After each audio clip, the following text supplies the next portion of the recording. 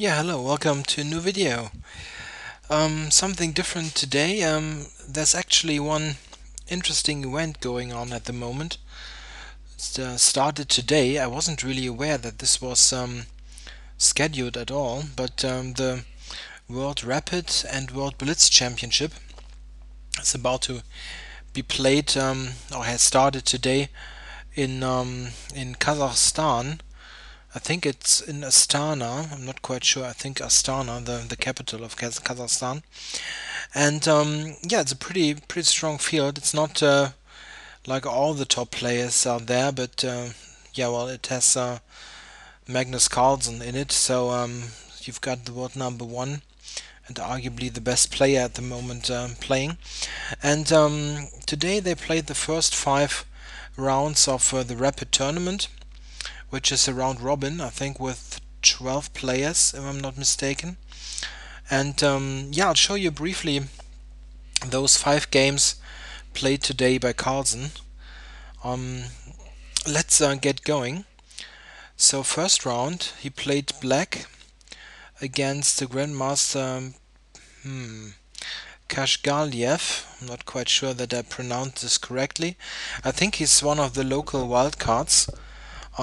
He lived a couple of years in France. I'm not sure if he's back in Kazakhstan or still has some ties to the country. So, well, you see his rating is 300 points below Carlsen's, but he was much higher some time ago, like 2.6 something, and is known as a very good blitz and rapid player. So I guess it might be a harder game than it looks on paper. Okay, let's see what happened. So Kashgaliev went e4, and Magnus, as usual, replies e5. He varies a bit, but usually he plays e5. And we've got an Italian game, or Gioco Piano, which is answered with classical bishop c5. So no knight f6. Magnus usually plays the solid bishop c5. And we see c3, knight f6, d3. So the modern main line of the Italian game. Quite a solid setup for white, which is not aimed at getting a huge advantage, but trying to maneuver. And of course, this is exactly the kind of position that Carlsen also is very good at. So let's see what happens. Plays d6, h3. So white is flexible still. He hasn't castled yet. And now a slight, yeah, I'm not quite sure if it's a surprise or knight e7 is not a move that is so well known, at least to me. I usually play something like a6 here and bishop a7, securing the bishop, and then often going bishop here to exchange the b3 bishop if possible. So this is another setup which I think Carlsen also played before. In the game he went knight e7, which is also interesting. The idea being to transfer the knight to g6 where it has a good position. It allows black to play c6, and the knight on g6 always has these options to go to f4 maybe. So it's a common regrouping, and actually very similar to what white very often is doing. White very often goes this way and also wants to have his knight on g3. So black is sort of trying to get a symmetrical position out of this. Let's see what happens. White castled, and he took some time to do so, so he was maybe a little bit surprised by knight e7. So knight g6. And let me mention the time control. You see already this is 15 minutes and I think 10-second per move increment. So let's get going. Knight bd2, c6. Very normal. Black wants to have the option to play d5 at some point and also secures a possible square for the bishop. So d4. White strikes in the center, wants to have some space advantage. Very understandable. Retreats. Rook e1. Rook e8. Yeah, and rook e8 is designed to make it a little bit harder for white to play knight f1. So he plays bishop here. If white would have tried knight f1, which he wants to do, black can take, and then e4 is hanging, and black wins a pawn. So he cannot go knight f1, so bishop to c2, h6, always useful, knight f1. So now this is possible, but black is just in time to play knight to h5. And this is interesting. Now black seems to be somewhat quicker in getting to the f4 square, and also the knight on h5 prevents knight g3. So if white goes knight g3, you can destroy white's pawn structure here. This is prevented. One move you always need to take into account if you play a move like knight h5 is this move, discovering on h5. In this position though, black can just take here, takes, and I think black can be very satisfied with this position. He can maybe win tempos with moves like, I don't know, rook e5 or queen to h4, queen to h4, stuff like this. And the bishop on b6 is potentially very strong here, so knight e5 is no big deal, but you need to take this into account. The knight on h5 is hanging in a way. So white went knight to e3, keeping in mind this this idea, of course, not this one to f5, of course. So logical move, knight to f4, knight to f5. So both players are playing along similar trains of thought. Queen f6, and here we arrive at a somewhat critical position. In this position, white played g3, which is a big mistake, but what happens is not so easy to see. I think if white would have played a normal move, let's say developing a piece here, then it's maybe around equal. I don't think that there's much happening here. Both sides have got the knights to f4, f5 and f4. It's very solid here, so maybe this is around equal. You always tend to look for black advantage if you see that Carlsen is black, but there's just nothing, and not easy to see how to make progress. Black might play a normal move here, maybe even go back to support the center. So not much happening, about equal. But as I mentioned, white played something else. He played g3. Of course, a move that is very interesting if you can play it. I mean, it's a tactical issue.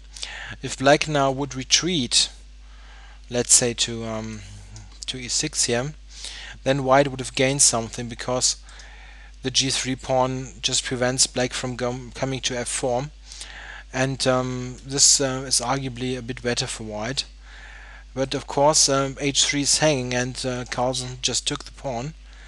But the point why this is possible is not easy to spot.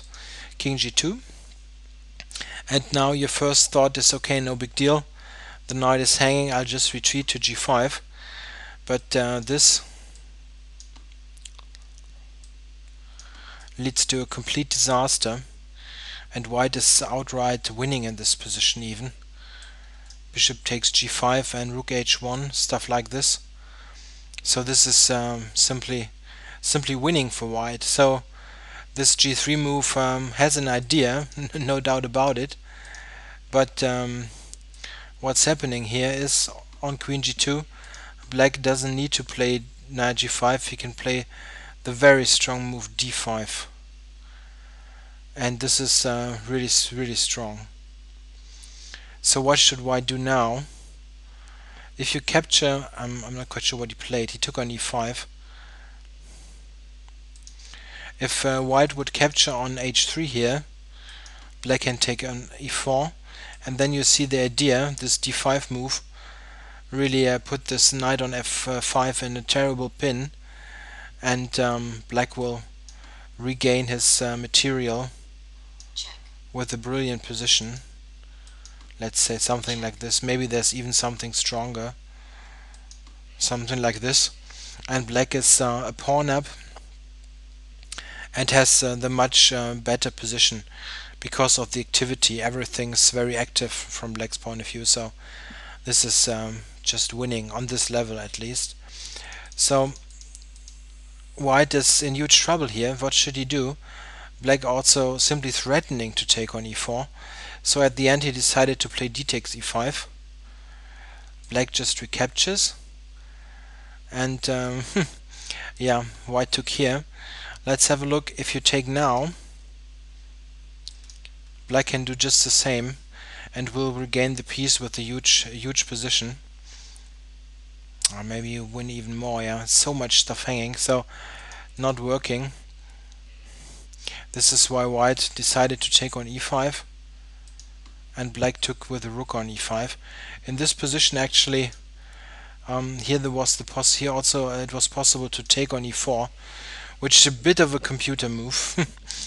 And this is even stronger because f2 is also now a threat, and white simply doesn't have a move here. Let's say he would move the knight, secure the knight in a way, then black can just take here and grab f5 next move, and you're just completely destroying white. So this was even a bit quicker, but rook takes e5 was certainly good enough. White now f4, and the idea that Magnus here plays also very nice. Rook takes e4, very nicely played. Bishop here and knight to f2, and this is a great idea.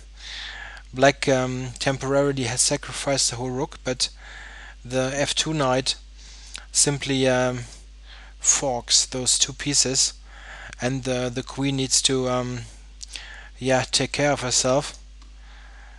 After which black just regained the piece, and now black simply has a clearly better position. He's got two pawns now for the exchange, and great pieces. Knight on e4, bishop on b6, and this knight is still a pretty miserable piece. He moved it to h4, and now just bishop d7, intending rook e8. Quite logical. Bishop e3, also very understandable move. You want to get rid of this strong bishop, but this is actually met with a tactical idea, which is again very strong. g5, attacking this knight here. And what should white do? If you take on g5, black has simply this check here, and then grabs the rook, and the white doesn't have anything on the king, and also you've got this immediate threat here.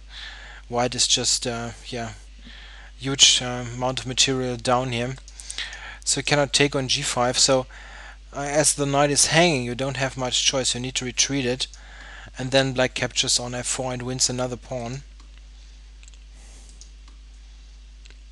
Yeah, queen g7 threatening on g3. Very nice.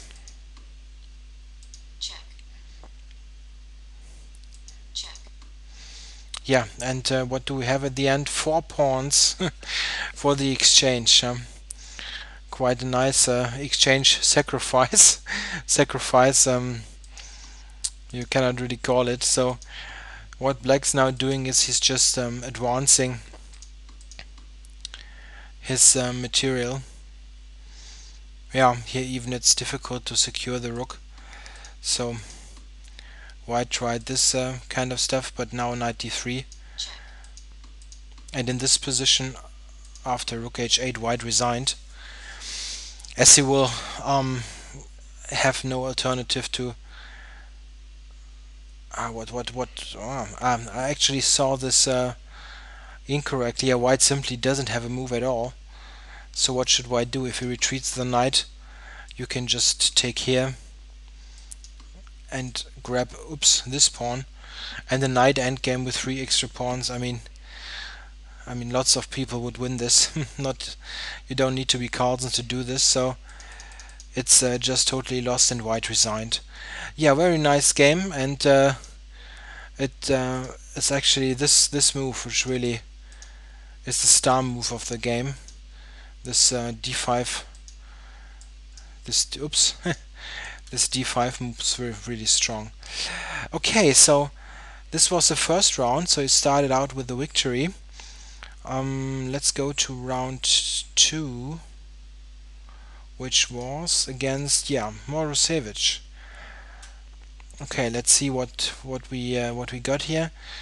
Magnus e4. He's varying a lot, especially in rapid. Plays both main opening moves, and we got a French. Yeah, Moro's old love, still plays it regularly, and it's a classical variation, the Steinitz line, with Moro playing bishop e7, and he's really been a trendsetter over the years.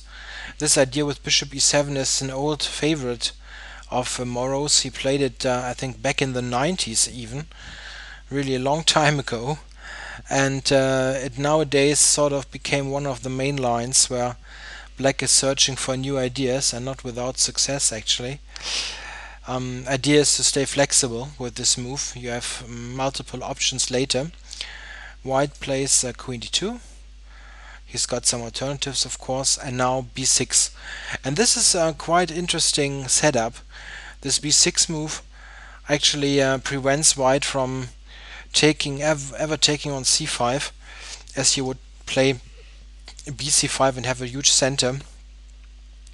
And you see what happens in the game. This is the idea that Black is following. Let's put a couple of moves on the board. They're pretty logical anyway.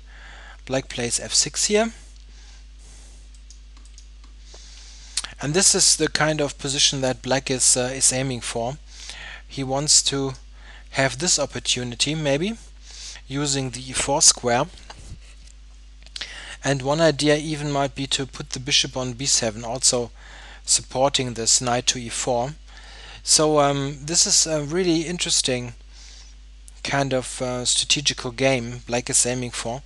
Actually, this variation also was used by Magnus himself as Black against Vasily Ivanchuk for a nice win last year, I think in the Masters final, if I'm not mistaken.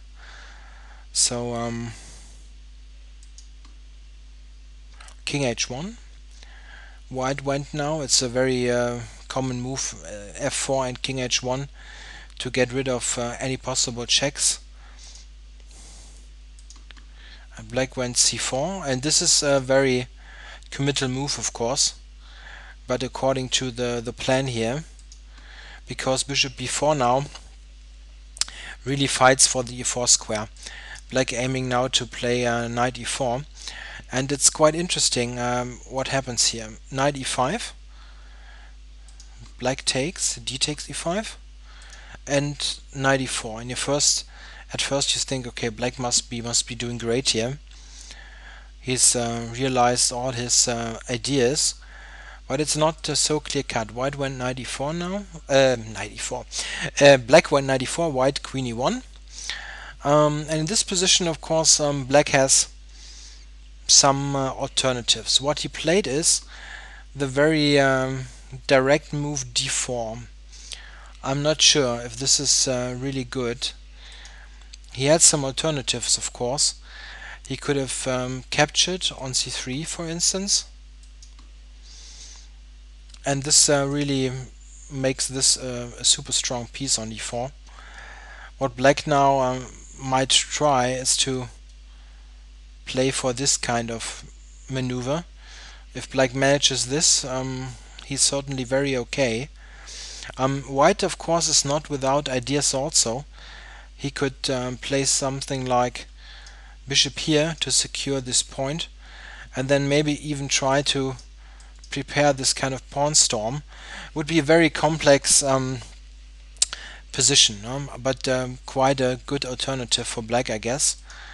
Weird, I don't know, let's say risky. D4 is really risky, because it opens up the position and you're not so great developed.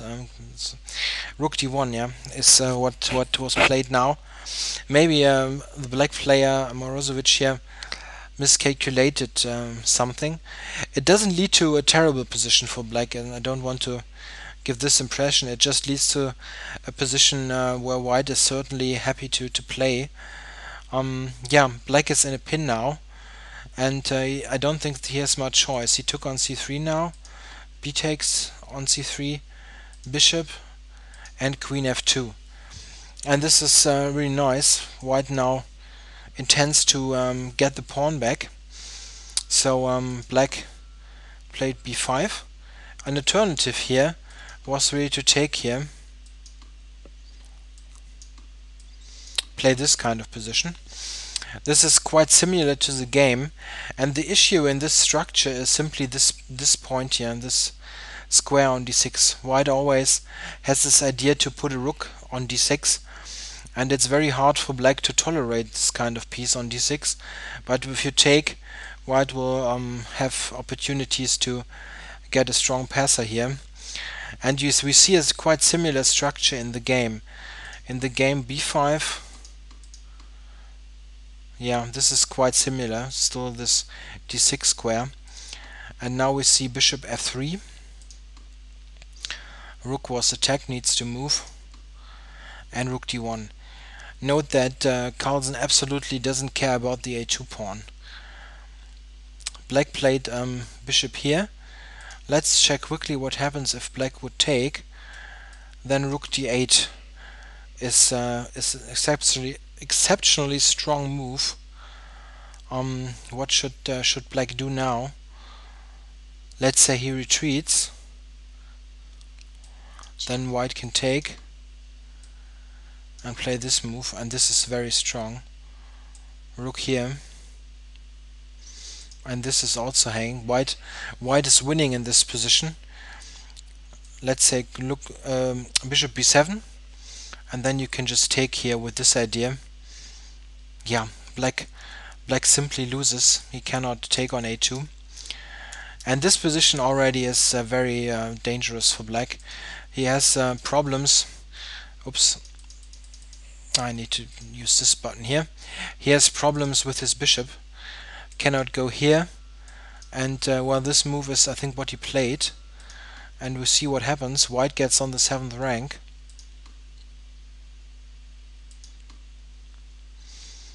Yeah, and white now is quite a lot better here. The 7th rank and the d4, and this e6 pawn is also a weakness. It's hard to tell how bad this is for black, but no question is that white has got a huge advantage and tries to put much pressure on black. Very uncomfortable to play. So went rook d8 and rook d6. This is what I mentioned. Black cannot really take this rook. Went here, and now white tries to use the queen. Rook e7. Yeah, black had some alternatives. This is of course a position which is yeah, pretty much pure calculation. So what about this here? Maybe black could go here, trying for counterplay. But this is also very tricky. Let's say here. And what should black do now? If you go here, white can just take. Check. Check. Yeah, and this doesn't end well. Mate to come. So if you cannot play rook f7, you only have this move, and then white can actually take here, because this again gets checkmated in a couple of moves. Black can take here, covering g6, and this is the kind of position which you simply cannot calculate. Not even those guys, I guess. Yeah, hard to tell what's happening here. Now this rook might move, maybe here. Okay, I don't want to do a 4-hour video here. Very complicated. Maybe black had better chances with queen c3, but he went rook e7, and now white could take the pawn, and he did so. Yeah, black trying to get some counterplay here. G3 and now queen a2. This was his idea. But the issue is this e-pawn is simply very, very fast now. a5, rook here, and now e6 coming. And I'm not sure, I think this is not possible to defend here. f5 is also a nice little tactical shot. If black would take now, you play here.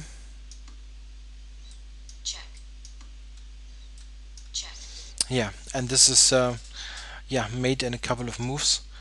This is a very nice one with the rook on e7, taking away the squares.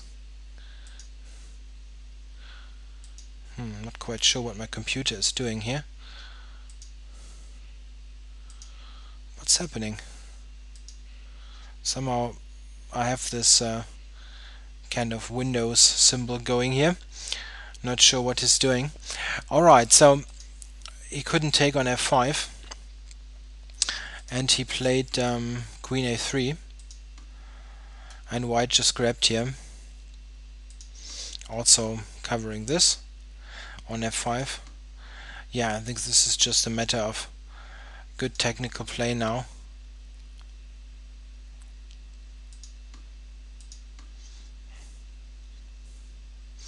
Yeah, black's king position is also a problem. Very loose king here.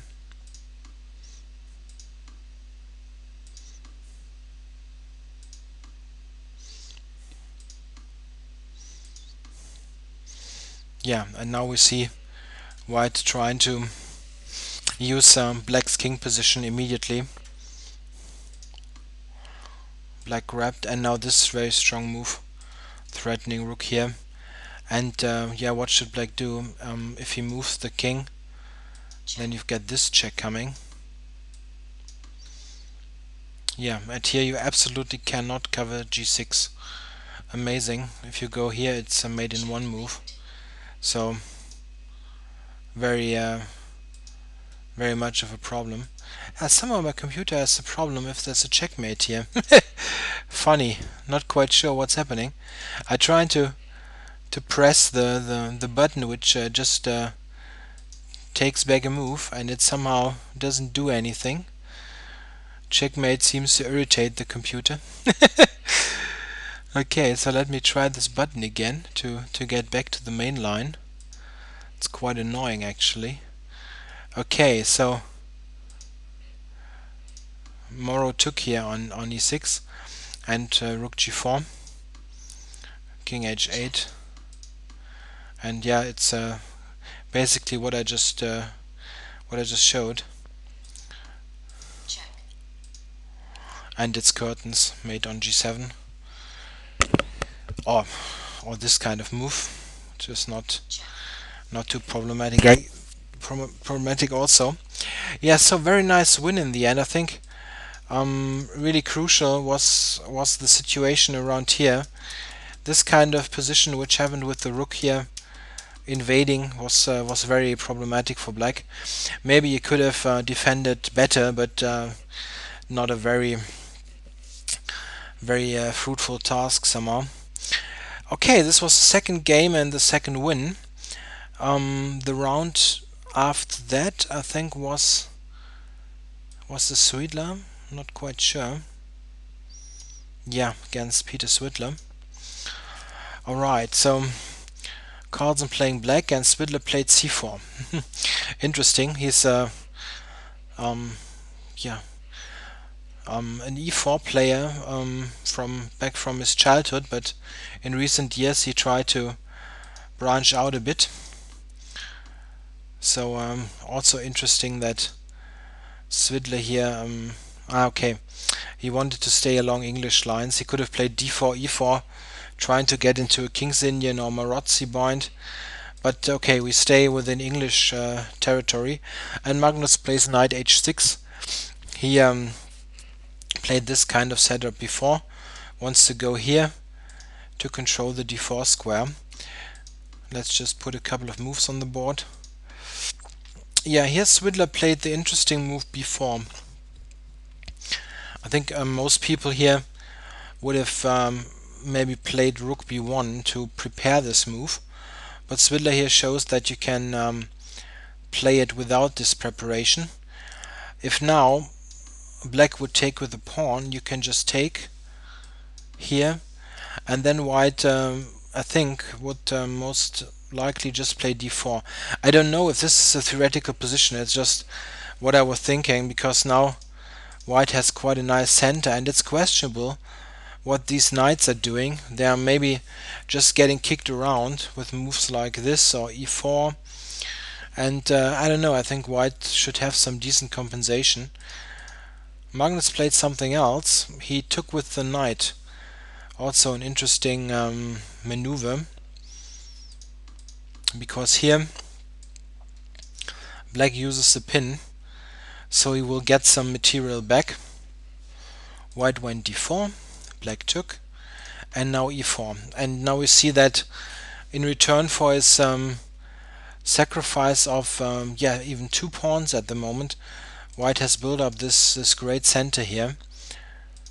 Knight here, yeah, h6 also wasn't great, and queen to d3.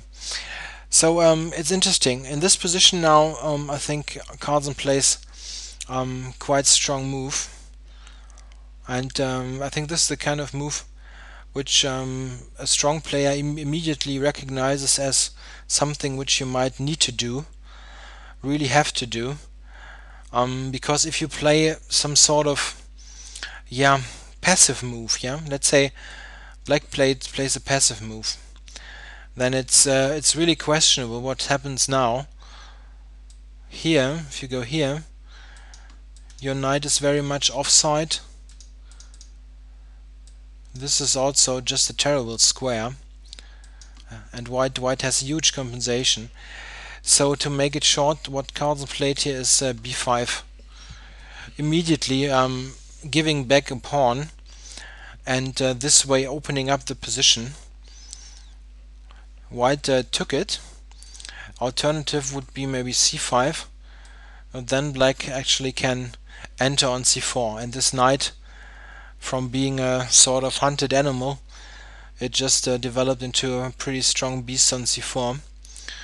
So no idea to play c5. White captured on b5, then queen b6, and now you see that black will regain on b5 a pawn, most likely, and in the process also activate his knight. Bishop a3, pretty logical move. Queen b5, and white of course didn't want to trade at the moment. Bishop a6. Yeah, maybe black also could have played here. Very complicated position, but you need to note that black is 2 pawns up, and I think it's hard to believe that this shouldn't be somewhat better for black. I mean, 2 pawns, you will lose 1 pawn most likely at some point, c3 most likely, or maybe e7 or something, but then you still would have an extra pawn, so it should be nice for black, this position. Okay, went bishop a6, e5 attacking the knight, and g4. Very concrete play by Swidler. If black now retreats the knight, then white could take on e7, and I think this should be quite nice for white, to put it mildly. You still have this ridiculous knight also. This one is close to being gone, so this is bad. So what else is there? He took on d4 and queen e5, and now black has 7 pawns, white only 3, so black has got 4 pawns for a piece. This piece is hanging though, so if white would, for instance, take the rook now, black can take on d4, and you've got g4 hanging and f1 hanging. This is also a threat, of course, that black has, just taking the rook. So white played rook f to d1, securing the rook and protecting d4. Rook c8. Yeah, the bishop went back to attack a6. Oops, didn't want to do that. I'm sorry. Bishop c1, bishop c4, and rook a7. So white regained a pawn. Black still has got 3 pawns for the piece. I think this is all pretty logical. And now black tries to use his e-pawn. Therefore white goes f4 and still e5, activating the pieces.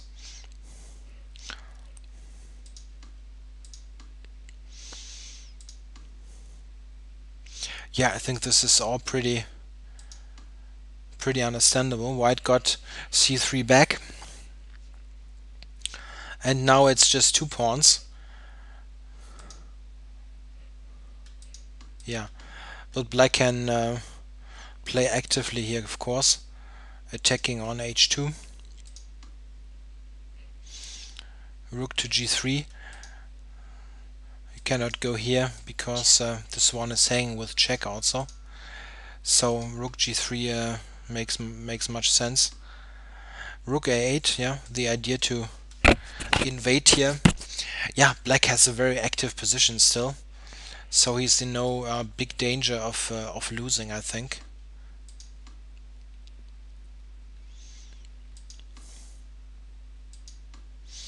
Yeah, white sacrificed an exchange back, but in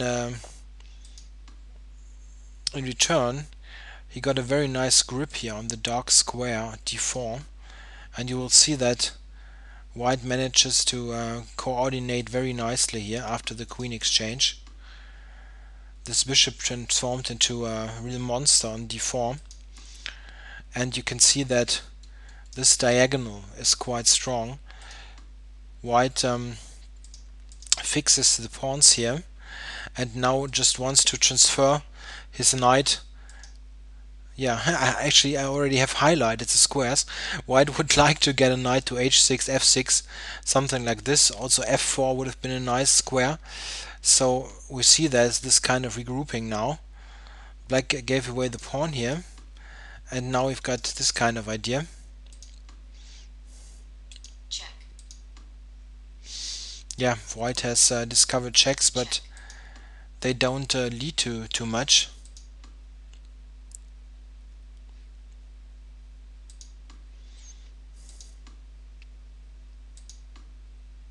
Yeah, of course, in this position, by now white is the only one who can try a little bit, trying to gain to win one of those pawns. And here an interesting move, rook d8, which pretty much is a kind of show me move. Check. And show me this, I mean. And white played this. It looks like a blunder at first sight from black, but it has got an idea. Exactly this idea. Black now attacking g5, and white cannot cover the pawn really. If you go king f4, you have the check here, and then get the pawn. So white went back with the knight, rook g5, and I think this position should be a draw, really. The thing is that rook and knight versus rook is a draw, and white only has got this g3 pawn, and it's simply not possible to win all 3 black pawns for nothing and keep the g3 pawn. So he tried a bit, couple of moves, but it was drawn pretty quickly. Yeah, white simply cannot make any progress. The issue is here that black has these moves. This not now, but h4, and white simply cannot make any progress. This king is also very safe. Yeah, so a pretty interesting draw actually. And Yeah, good fight this game. You see that you can really get interesting position even out of somewhat dry looking openings. Okay, fourth game. Carlsen played 5 games today. I'm only on the fourth one, so it's already a long video. But it was interesting chess, really, really. So next game, Black is Victor Bologan, long-term top player in the top 100 range, who recently made a huge leap to a really big rating here, 2,730. And Bologan is a player I really recommend to follow because he's very enterprising, interesting player. He's tries to play active, interesting, aggressive chess. So it's something to watch. Okay, so let's see what happened. Carlsen playing c4. He's varying his openings, and Bologan c6, offering a transposition to a Panov Caro-Kann, which actually something that Magnus could play, but didn't happen. He just transposed into the Slav, and Bologan played bishop f5. We got this slow Slav with e3, and now a6, which is kind of understandable because this is a mix here between the slow Slav and the Chebanenko Slav with a6. This Chebanenko line is of course really dear to the black player's heart here, as Chebanenko was his trainer, mentor, and inventor of lots of opening ideas that Bologan used throughout his career. Bologan also wrote a book on this a6 stuff, the a6 line in the Slav, Chebanenko line. Okay, so white doesn't really try to refute it, he just develops h6, retreating square secured, so that this kind of idea can always be answered by bishop h7. And now Carlsen played queen b3 and rook a7, which is one of the ideas actually of this a6 move, to have this pretty non-standard way of defending b7. But very often this is not such a big deal. Later the rook can be regrouped after this pawn is secured in another way. So white took now and just played bishop d2, and this looks at first very innocuous here, but no, white certainly has a slight advantage in development. He's ready to castle already, while black has played a couple of questionable moves in terms of development, and it's quite strange what happens here actually. Black plays e6, very normal looking move. White plays knight to e5, and now black plays bishop d6, and this is pretty amazing. Alternative was just bishop e7, and I have my doubts that white really can play for something big here. I think most likely he would castle, and possible ideas for white of course are something like rook c1. He could also try this kind of maneuver, knight to a4, looking at those squares and also intending bishop to b4, exchanging the dark squared bishops. I mean, white is maybe very slightly better, but it's not a position that a Slav player should lose too much sleep about, I think. At least with this brief time that I had to look at this. But in the game, he played bishop to d6, which was answered by queen to a4, and this is a bit of an embarrassment now. What should black play? If he plays b5, there's knight b5, and black loses instantly, cannot go b5. And if he plays a move like this here, then still knight b5, and you see that these two pieces are really in a pretty unlucky configuration. So what should black play? If he goes here, the song remains the same. King e7, maybe? Still this move.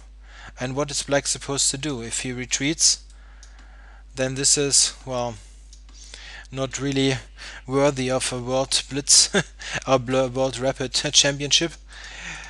Yeah, what should black do? This is just the same. It's always bishop knight b5, so he decided on knight c6 at the end. And yeah, well, no rocket science here. White took on c6 and just won a pawn. Yeah, so this bishop d6 was just a miscalculation in some of some sorts. Yeah, black queen d7 here. check, Yeah, and white now has yeah, has an extra pawn. It's yeah, mildly challenging technically. I mean, the thing is, white will have this idea, looking at those squares, and this knight a4 also always secures this somewhat soft spot on b2. Black simply doesn't have any, yeah, really concrete play here. We'll see that black tries to get something.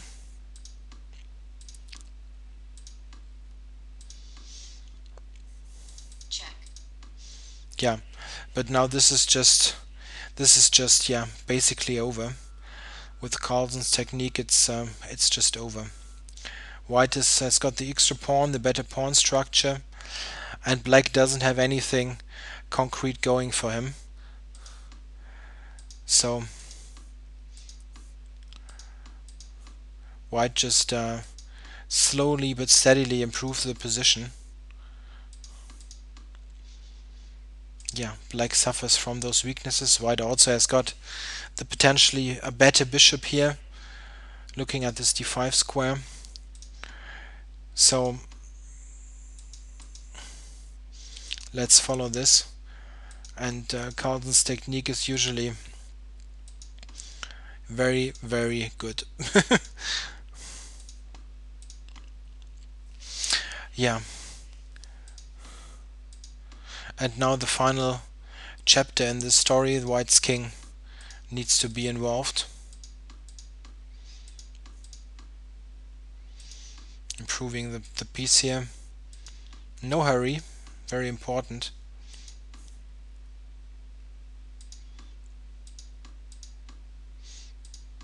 White has all the time in the world.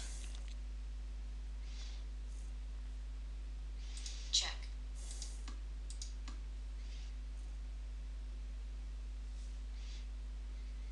Hmm. I wonder, was it really necessary to do it at this point? Let's see what happens here. I didn't really look so much at this game. I pretty much, after the opening, thought, okay, this is an extra pawn and he will win this. check, But is this so clear-cut here?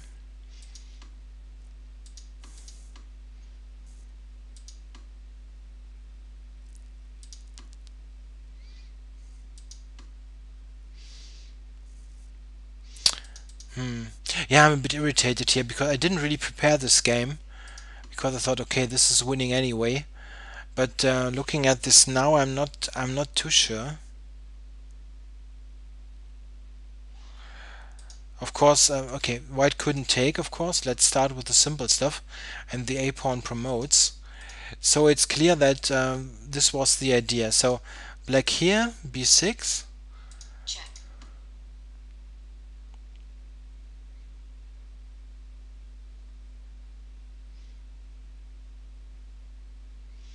Hmm. Yeah, I'll switch the engine on. The engine actually gives this as almost equal, which is quite shocking to me. This is what Bologan played, and this loses, yeah? Okay, it was down to 10 seconds also. But the computer actually gives this amazing move and says, and just assesses this is equal, right? d7, okay. And this is supposed to be equal. Got to be kidding me. Yeah, black has some activity, yeah, no doubt about it. I'll just show the main line of the computer, right? Don't want to do an hour long analysis here. D4. Let's say here. Oh, this might be even tricky for white. Hmm.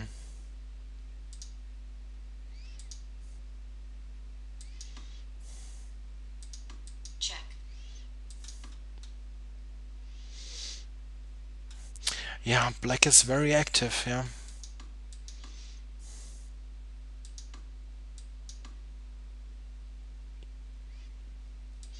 If you go here, then D and F pawn actually win.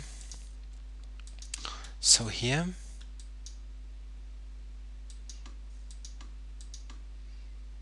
wow. Yeah, I can believe this. This is a draw. Yeah, well, the computer is just, yeah, without any mercy in this kind of position. So here black actually could have drawn. I'm a bit cautious still, but with knight d8, but with no time on the clock, impossible. So white, so Magnus was a bit too quick here in allowing this kind of simplification. But okay, it's a rapid game. All right, so some chance missed here by Bologan, but it happens. It's rapid. It's not correspondence chess.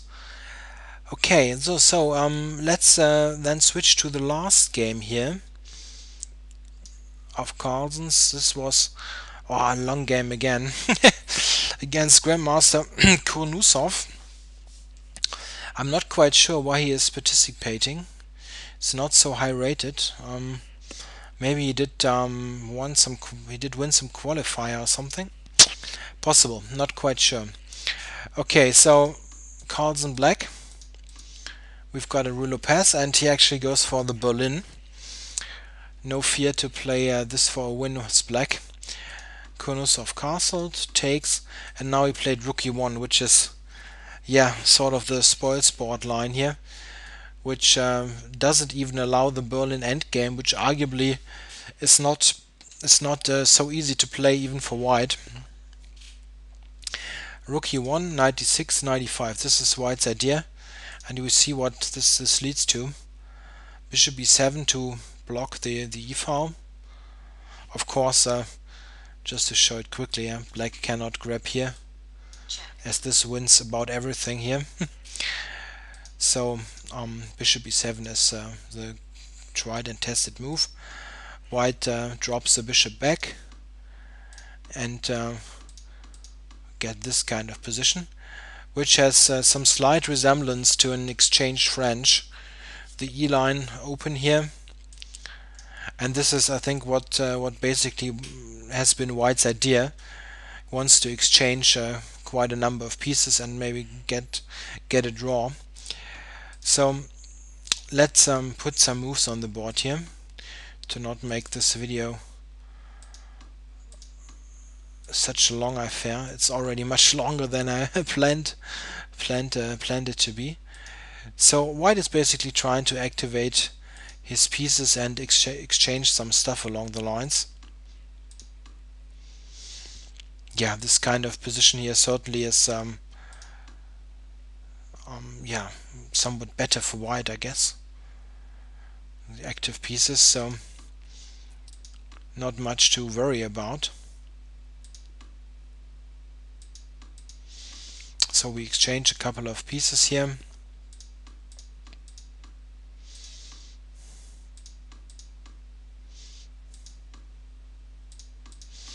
Yeah, it goes to the end game. And yeah, it's very hard to imagine that this shouldn't end in a draw, but actually it didn't end in a draw. You can guess what happened at the end. Okay, I think one issue in this position possibly is this kind of pawn formation here. Black's a4 pawn blocks those two pawns, and he's got this knight c4 idea.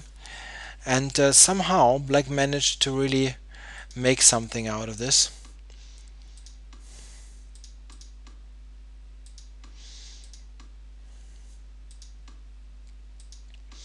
Yeah, not much happening really.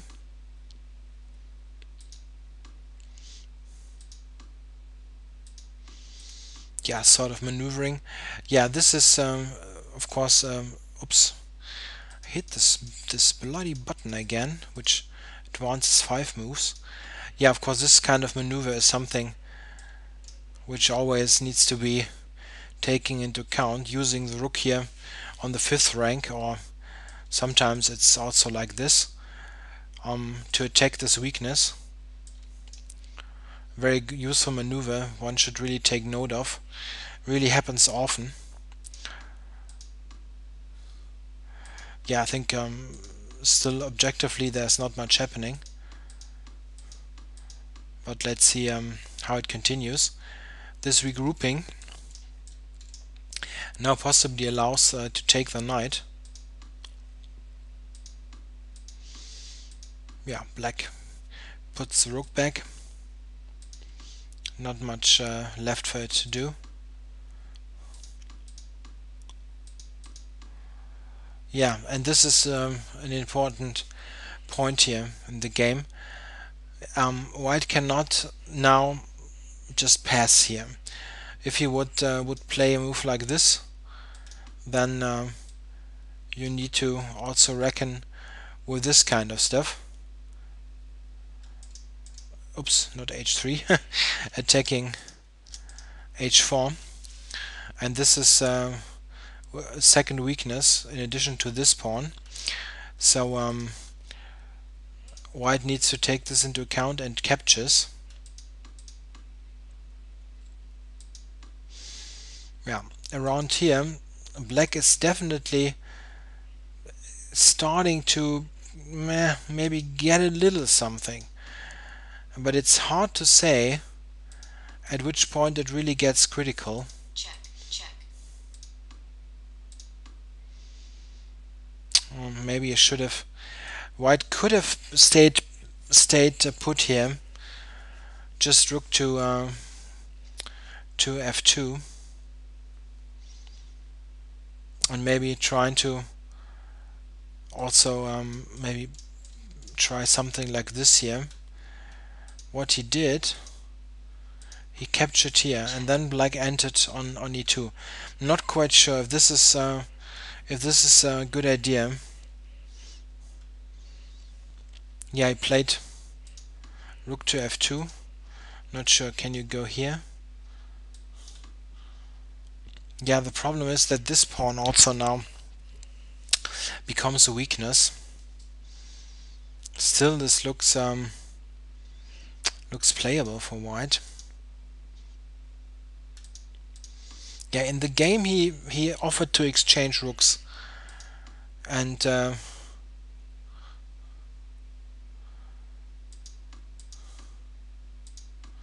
this was his idea, trying to get to b5.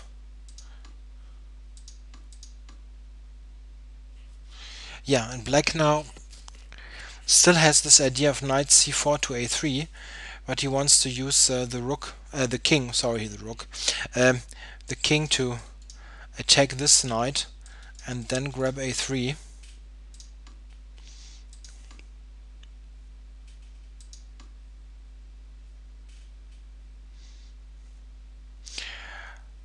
Wow, this is really a cool move. King e2. Wow. Yeah, what white could have played simply this move here, attacking also this, and then drop here. This idea also. The thing is, in the game, he played king e2, and look at this. White's knight is simply trapped because these squares are taken by its own pawns and everything else is covered by black's pieces. So king e2, a tragic mistake here, and he still had 40 seconds or something on the clock. Yeah, maybe some sort of hallucination. You don't really spot at first that this knight has so little squares. Yeah, and this one check, wouldn't have lost the game for sure. So white really for a long time had a drawing position. So let's just continue this a bit here. Something like this.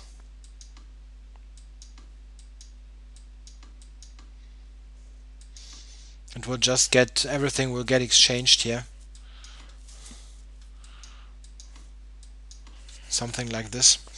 Yeah, a dead draw, but he he unfortunately check, didn't give the check, but went here to king e2. Yeah, king e2 to basically blunder this knight. All right, so a bit lucky in the end. For Magnus. Um, yeah, this were 5 games today, and yeah, a huge score, 4.5 points. Bit of luck here at the end, so should have been 4 maybe, but it also yeah, pays off to be persistent and always press on. Then those kind of mistakes are happening. Yeah, thanks for watching. I think I'll have time tomorrow to do a second part of this to wrap up the tourney, so to say. Magnus now huge favorite, I guess, with 4.5 points, but he's only shared first. I think Sergei Karyakin also only conceded a draw. So couple of interesting games. Hope you enjoyed it, and I guess I'll be back tomorrow with the second half of this tournament. Cheers, and talk to you soon.